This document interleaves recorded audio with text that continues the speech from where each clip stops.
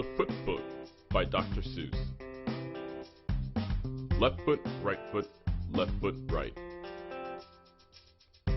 Feet in the morning, feet at night. Left foot, right. Wet foot, dry foot. Low foot, high foot. Front feet, back feet. Red feet, black feet. Left foot, right foot. Feet, feet, feet. How many feet you meet? Slow feet. Quick feet.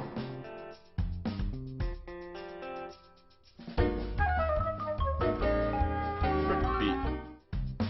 6. Up feet. Down feet. Here come clown feet.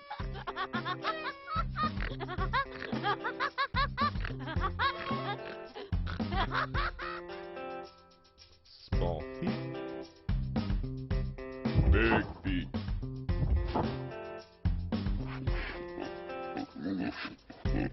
Here come pig feet. His feet, her feet. Fuzzy fur feet.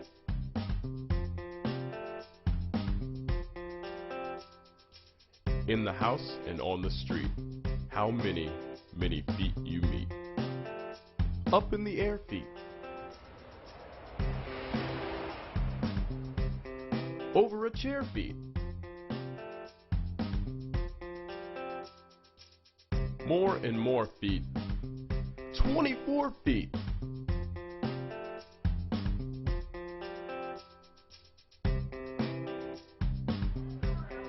Here come more and more and more feet. Left foot, right foot, feet, feet, feet. Oh, how many feet you meet.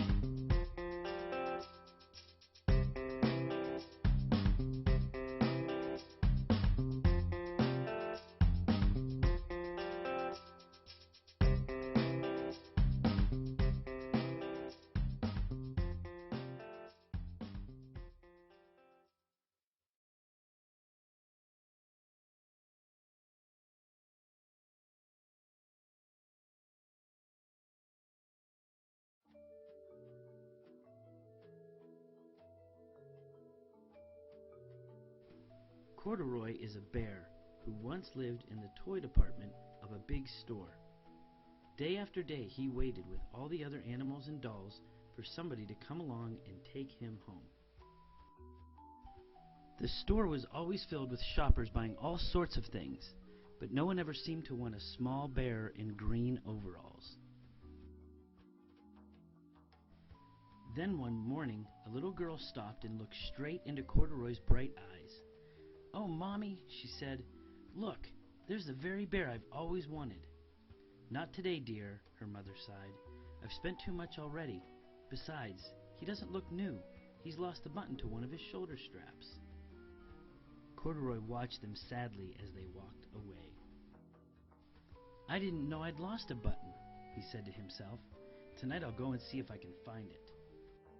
Late that evening, when all the shoppers had gone and the doors were shut and locked, Corduroy climbed carefully down from his shelf and began searching everywhere on the floor for his lost button. Suddenly he felt the floor moving under him.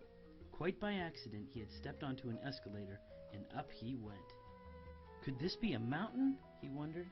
I think I've always wanted to climb a mountain. He stepped off the escalator as it reached the next floor, and there, before his eyes, was a most amazing sight.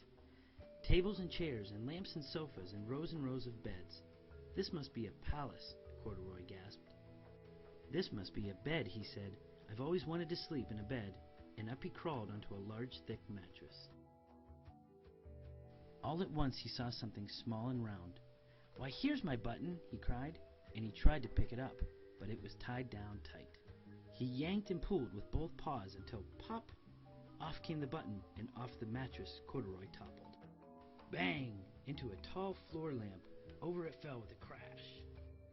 Corduroy didn't know it, but there was someone else awake in the store. The night watchman was going his rounds on the floor above and was coming down the escalator. "Now who in the world did that?" he exclaimed. "Somebody must be hiding around here." He flashed his light under and over sofas and beds until he came to the biggest bed of all, and there he saw two fuzzy brown ears sticking up from under the cover. "Hello," he said. "How did you get upstairs?" The watchman tucked Corduroy under his arm and carried him down the escalator and set him on the shelf in the toy department with the other animals and dolls.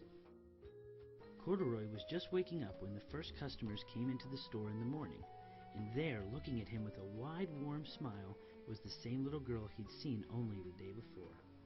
"I'm Lisa," she said, "and you're going to be my very own bear.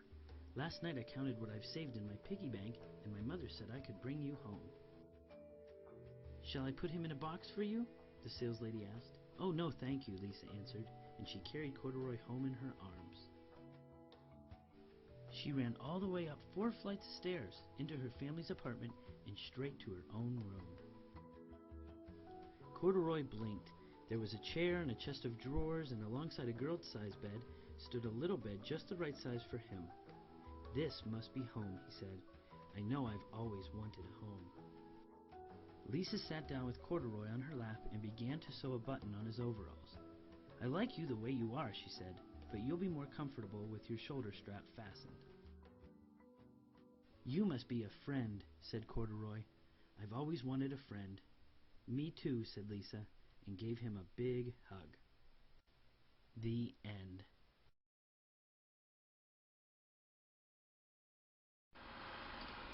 Fancy Nancy and the Delectable Cupcakes. I adore school. Adore means to really, really like something.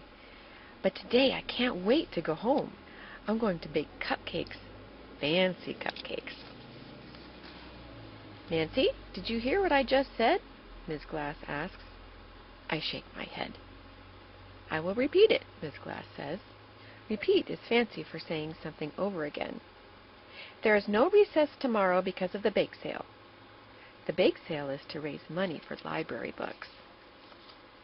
Before I leave, I go over to Miss Glass. "I am sorry. I wasn't being a good listener." Miss Glass smiles. "I know you are trying to improve." Improve is fancy for getting better at something. I hug Miss Glass. I adore her. Really, I do. On the way home, Bree says she is making brownies for the bake sale. Robert is making a red velvet cake. It is not really made with velvet.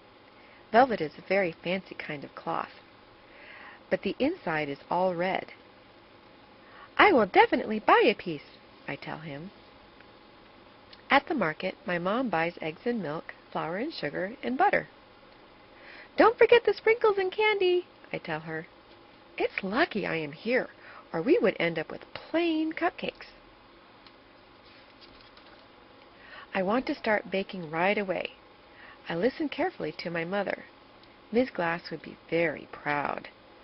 I put all the right stuff in the batter. I pour the batter into the cupcake pan. My sister is not such a good listener. My mom tells her 3 times to keep her fingers out of the batter. The cupcakes come out of the oven. Ooh la la! What a lovely aroma! Aroma is fancy for smell.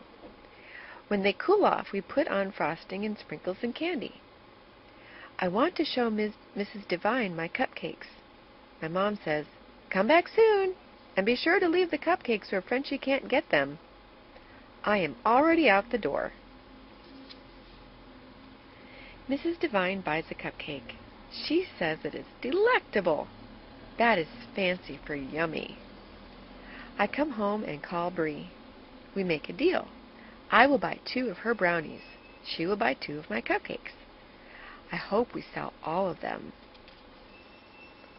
A minute later, I hang up.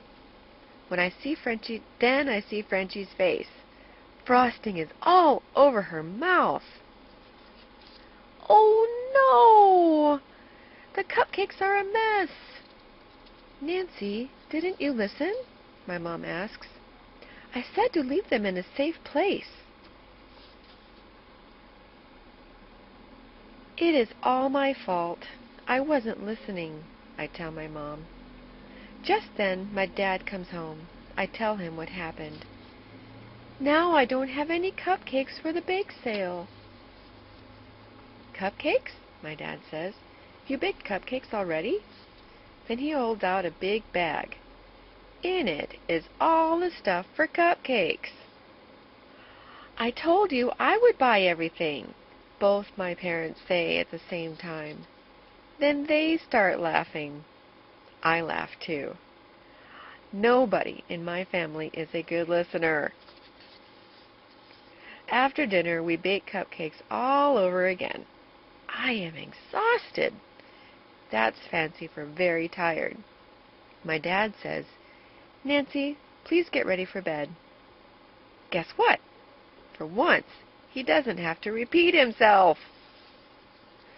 The bake sale is a big success. My cupcakes are all gone. Oh, I say to my mom, I didn't even get to taste one. Look, my mom says. She saved one for me. I taste it. Totally delectable. The end. Love you, sweetie pie.